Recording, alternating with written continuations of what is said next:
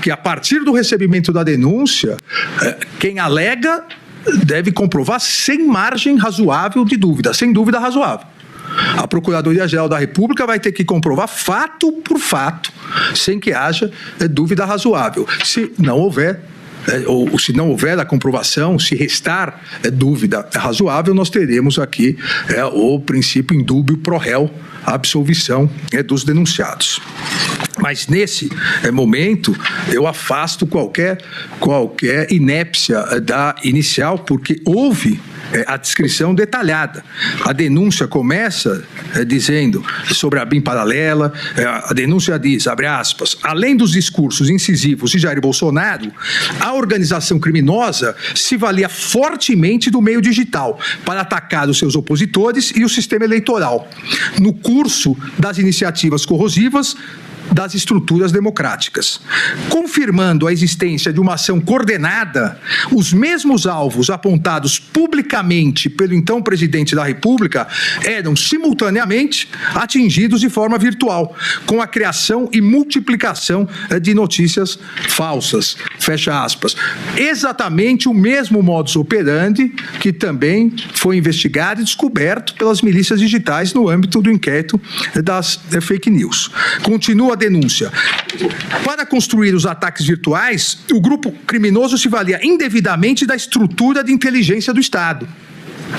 E foi dito aqui, a ministra Carmen fez questão também de perguntar, para deixar bem claro, uma investigação já existia da ABIN. E o ministro Flávio, que assim como eu foi ministro da Justiça e Segurança Pública, sabe muito bem, como todos nós, que a ABIN não investiga pessoas, a ABIN não investiga fatos típicos. Essa é a função da Polícia Federal. Então, aqui vem a denúncia e diz, eu repito, para construir os ataques virtuais, o grupo criminoso se valia indevidamente da estrutura de inteligência do Estado. Os elementos reunidos nas petições 11.108 e 12.732, devidamente aqui compartilhados, revelaram a instalação de estrutura paralela no órgão central do Sistema Brasileiro de Inteligência, ABIN, destinada à implementação de ações com viés político, em grave desacordo com os limites impostos pelo Estado Democrático de Direito.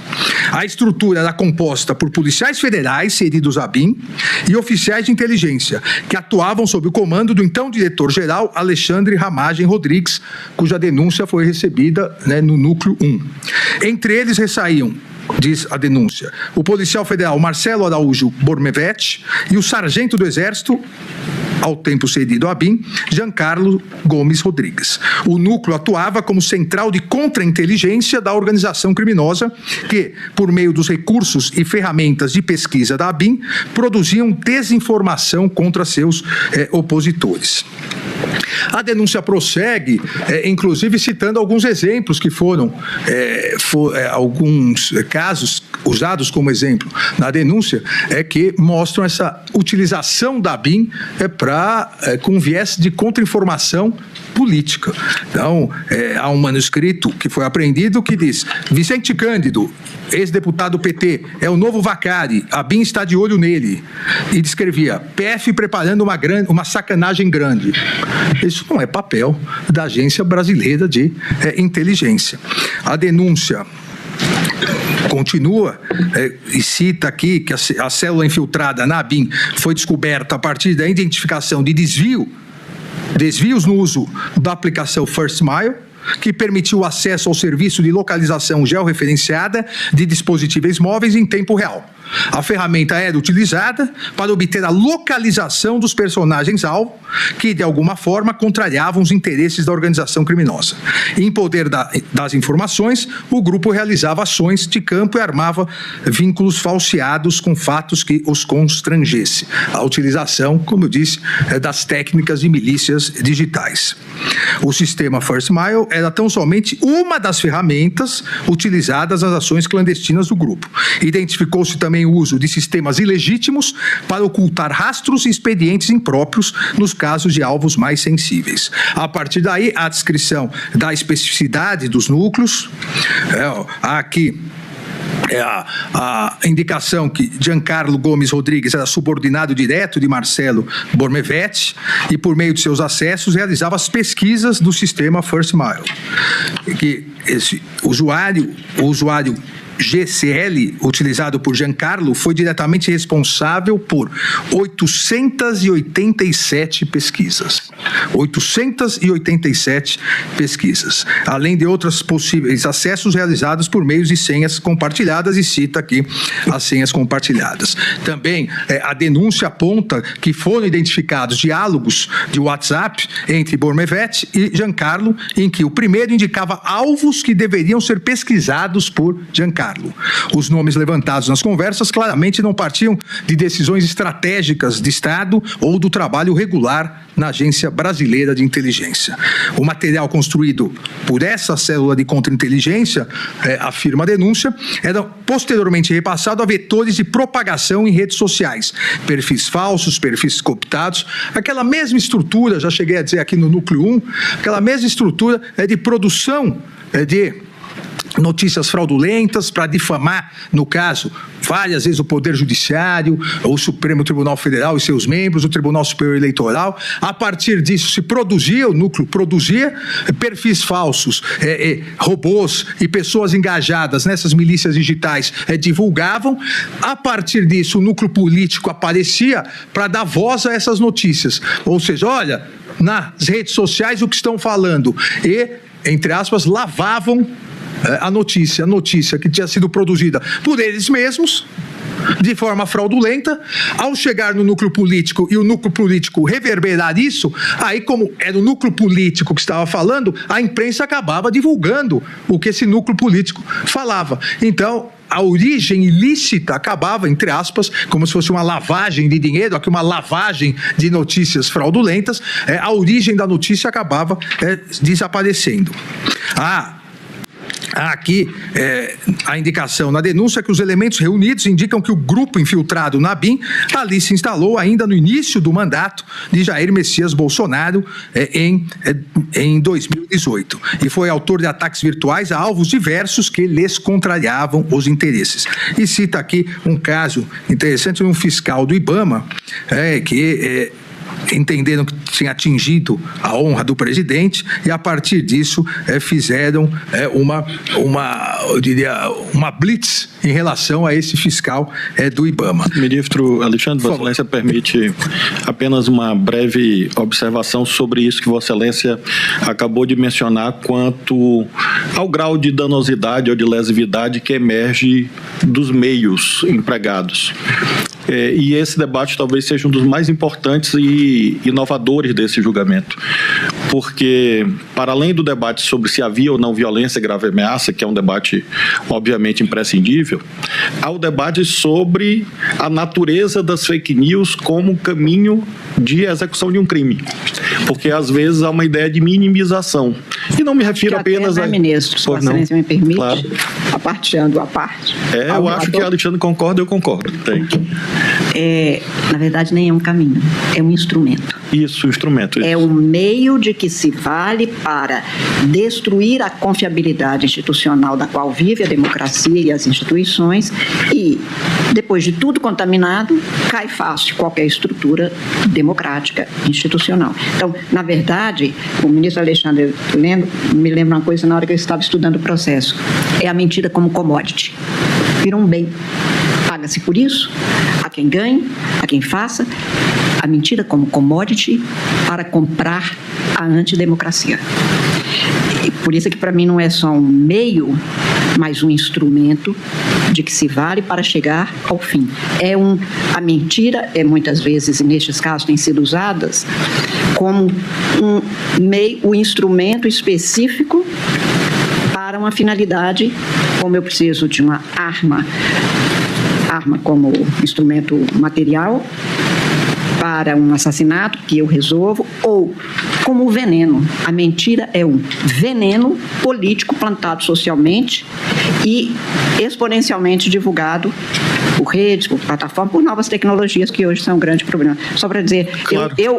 me ponho de acordo com Vossa Excelência que isso não é de menor importância, muito longe disso. Se fosse, os tribunais constitucionais do mundo inteiro não estariam tendo, neste tema relativo à responsabilidade, legalidade e o emprego lícito e legítimo de tecnologias, e qual é o ilícito dessas redes, os tribunais constitucionais não estariam debruçando isso como o principal tema hoje de preocupação para a rigidez democrática e a garantia das liberdades públicas. Muito obrigada. Vossa Excelência, a ministra Carmen já expôs, obviamente, com mais brilho o que diria, e, portanto, eu apenas acresço a repercussão disso no campo penal, porque aí, de fato, é um tema absolutamente inovador que o ministro Alexandre está a abordar, que é típico do nosso tempo, porque quando nós olhamos, Vossa Excelência acabou de mencionar veneno, explosivos, lembremos, ministro Zanin, ministro Fux, do homicídio qualificado, e claro que por analogia. E lá tem veneno, explosivo, etc., e diz lá, qualquer meio insidioso ou cruel. O que é o insidioso? É o dissimulado. O anonimato da rede social, por simetria, acaba sendo meio insidioso, porque ele é dissimulado. Então, não é possível, nesse julgamento e qualquer outro, imaginar que apenas copiou, colou, apenas encaminhou, não escreveu, apenas reproduziu o que viu, como se fosse algo de menor reprovabilidade. Na minha perspectiva, de um modo geral, e esse é um debate doutrinário de longo curso, esse julgamento na jurisprudência do Supremo inaugura de modo pujante essa reflexão sobre o nível de reprovabilidade desse instrumento. Ministro Flávio Dino, que é mais grave e violento porque ele se deixa invisibilizado pela forma com que se passa. O que essas tecnologias mudaram, transformaram o sentido de tempo e espaço. Eu nunca vou precisar de estar no lugar onde eu ou declaro amor ou declaro ódio, porque isso vai ser feito, e não por escrito, às vezes pela voz, porque hoje há tecnologias que atendem ao comando pela voz, porque eu ponho alguém para fazer isso, um bot, porque eu replico isso de outras formas e apareço no mundo inteiro, qualquer que seja a pessoa, para o bem e para o mal. Nós vemos então, isso... é isso que eu acho que é um inovador, porque, na verdade, nós já temos nos anais do direito penal brasileiro pessoas que foram assassinadas mediante o que era considerado, entre aspas, uma fofoca que é plantada contra fulana, a sua mulher está fazendo isso, mulheres foram assassinadas porque me contaram que você estava fazendo e foi assassinada. E era uma mentira, só que isso hoje explode planetariamente. Então, o potencial de estrago tira do espaço físico, mas mantém no espaço de ação política ou antijurídica, antissocial, porque ela entra na mente das pessoas. Eu lembro, ministra Carmen, e para realmente concluir, não abusando do relator, um caso terrível de instigação a suicídio de um jovem de 19 anos que foi instigado ao suicídio às 19 horas do dia que ele fez 19 anos, se jogando do 19º andar de um prédio. Esse caso aconteceu no Brasil e eu tive conhecimento dele e mostra exatamente essa penetração subjetiva que Vossa Excelência fez alusão. Obrigado, ministro Alexandre. Eu que agradeço a parte e as considerações que mostram realmente, por isso que também iniciei colocando no contexto, mostram a importância de se combater, como esse Supremo Tribunal Federal vem fazendo, de se combater essas milícias digitais, que por meio de notícias fraudulentas tem vários objetivos, e um deles o tratado nesses autos, um deles é possibilitar, e foi a tentativa de possibilitar a continuidade do poder, conforme narra a Procuradoria-Geral da República, e eu estudei isso, inclusive a minha tese de titularidade da USP, esse novo populismo digital extremista. Não é só no Brasil, e a denúncia a partir das provas produzidas pela Polícia Federal demonstram que todo modus operandi o mesmo modus operandi das milícias digitais no mundo todo, que tentam, a partir do ataque aos pilares da democracia, tentam usurpar o poder. E isso vem demonstrado, como eu disse, a prova da materialidade, isso vem demonstrado ao longo de toda a investigação da Polícia Federal e consubstanciado na denúncia. Os ataques ao Poder Judiciário, os ataques à urna eletrônica, os ataques à lisura das eleições, numa tentativa, a partir dessas notícias fraudulentas, sendo repetidas, e chegando, instrumentalizando, como disse a ministra Carmen, essa organização criminosa, para, num determinado momento, jogar parcela da população contra os poderes constituídos. Não se pode, de maneira alguma, relativizar a força, que pode ser uma força maléfica, das redes sociais. As redes sociais não são boas nem ruins. Aqueles que as utilizam podem utilizar de forma boa ou não. Todos se recordam que, da mesma forma que aqui é narrado a utilização, inclusive, da Agência Brasileira de Inteligência, de órgãos de Estado para produzir desinformação, para produzir notícias fraudulentas, para atentar contra as instituições, da mesma maneira as redes sociais foram utilizadas para a festa da Selma, o churrasco da Selma, a festa da Selma, no dia 8 de janeiro. Então, é gravíssima a imputação feita pela Procuradoria-Geral da República. Exatamente por isso é importante analisar e colocar esse núcleo de produção de desinformação dentro do contexto da organização criminosa. Obviamente, materialidade é comprovada, o que deve ser comprovado a partir da ação penal é a autoria. Mas a denúncia, ela descreve, e depois, no detalhamento de cada uma das condutas, eu irei apontar alguns fatos, mas diz que as ações ilícitas realizadas pela denominada ADIM paralela, de forma indubitável, consistem em atos executórios relevantes do plano de crimes contra as instituições democráticas, por potencializarem a animosidade social contra as instituições, enfraquecendo-as e restringindo-lhes o exercício. E aqui, o liame, que várias vezes foi cobrado da tribuna corretamente pelos advogados, isso, há indícios e a Procuradoria terá que comprovar durante a ação penal, mas é apontado na denúncia. As ações ganham ainda mais relevo quando observada a consonância entre os discursos públicos de Jair Messias Bolsonaro e os alvos escolhidos pela célula infiltrada na Agência Brasileira de Inteligência, confirmando a ação coesa da organização criminosa.